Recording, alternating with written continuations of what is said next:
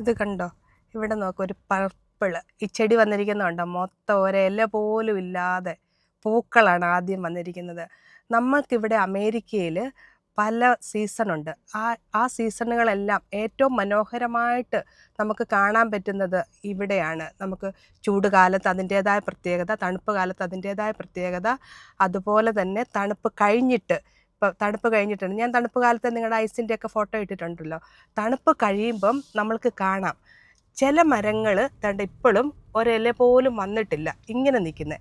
ഈ മരങ്ങൾക്കൊക്കെ ആദ്യം വരുന്നത് എന്താണെന്ന് വെച്ചാൽ ഇലകളാണ്. പക്ഷെ നോക്ക്, ഇതിനൊക്കെ കണ്ടോ ആദ്യം പൂക്കളായിട്ട് വരുന്നത്. ഇതിൽ നിന്ന് നമുക്കൊരു പാഠം പഠിക്കാനുണ്ട്. അതായത് നമ്മുടെ ജീവിതത്തിലും പ്രയാസങ്ങളും ബുദ്ധിമുട്ടുകളും ഒക്കെ ഉണ്ടാകുമ്പോഴത്തേക്ക് നമ്മളെ ആരും സഹായിക്കാനില്ലെങ്കിലും നമ്മളിലുള്ള ഊർജം ഉപയോഗിച്ച് നമ്മൾക്ക് തന്നെ ഇതുപോലെ പൂത്ത് നിൽക്കാനായിട്ടുള്ള, നോക്ക് ഇവിടെ എല്ലാം നല്ല പൂക്കളാണ്, ഇങ്ങനെ പൂത്ത് നിൽക്കാനായിട്ട് പറ്റും. വളരെ മനോഹരമാണ്. ഇപ്പോൾ അമേരിക്കയിൽ നമുക്ക് നല്ല പ്രകൃതി സൗന്ദര്യം, ഓരോ സീസണും അതിൻ്റേതായ സൗന്ദര്യമുണ്ട്. പക്ഷേ ഇത് വളരെ പ്രകൃതി സൗന്ദര്യം ഉള്ള ഒരു സമയമാണിത്. അമേരിക്കയിലെ പൂക്കാലമാണിത്. അമേരിക്ക ഇപ്പം പൂക്കളുടെ കാലമാണ്. ഞാൻ നിങ്ങളെ ഇതിനു മുമ്പ് കാണിച്ചിട്ടുണ്ട്. അതായത് നമ്മൾ താങ്ക്സ് ഗിവിങ്ങിൻ്റെ സമയത്ത് ഈ പ്രകൃതി എല്ലാം മൊത്തം മഞ്ഞ കളറിലും ചുമന്ന കളറിലുമായിരുന്നു.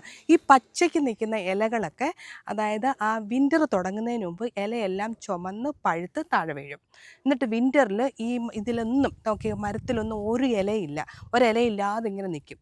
അത് കഴിഞ്ഞിട്ട് നമ്മുടെ സ്പ്രിംഗ് സീസൺ വരുമ്പോഴത്തേക്ക് ഞാൻ നിങ്ങളെ വരുന്ന വഴിക്ക് കാണിച്ചല്ലോ, മിക്കവാറും പല മരങ്ങളിലും ആദ്യം പൂക്കളാണ് വരുന്നത്.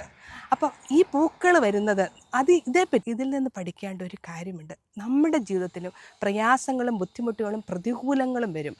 നമ്മൾക്ക് ആരും സഹായിക്കാനില്ല എന്നൊരു തോന്നൽ വരുന്ന സമയങ്ങളും വരും. ആ സമയത്ത് നമ്മൾ എങ്ങനെയാണ്, ഈ മരങ്ങൾ നമുക്കൊരു പാഠം പറഞ്ഞു തരുന്നുണ്ട്. നമ്മൾ പഠിച്ച സയൻസ് അനുസരിച്ച് ആദ്യം ഒരു ചെടി, ആ ചെടിയിൽ നിറയെ ഇല, ആ ഇലയിൽ വേര് വളവും വെള്ളവും വലിച്ചെടുത്ത് ഇല സൂര്യപ്രകാശം ഉപയോഗിച്ച് പൂക്കളും കായ്കളും ഉണ്ടാകുന്നു. അങ്ങനെയാണ് നമ്മൾ പഠിച്ച സയൻസ്. പക്ഷേ ഇവിടെ നമ്മൾ കണ്ടോ, ഈ ചെടികൾക്ക് തണുപ്പ് കാലത്ത് ആവശ്യത്തിനുള്ള വെള്ളം ലിമിറ്റഡ് കിട്ടിക്കാണും, വെള്ളവും വളവും. പക്ഷേ സൂര്യപ്രകാശമൊന്നും ഇല്ലായിരുന്നു.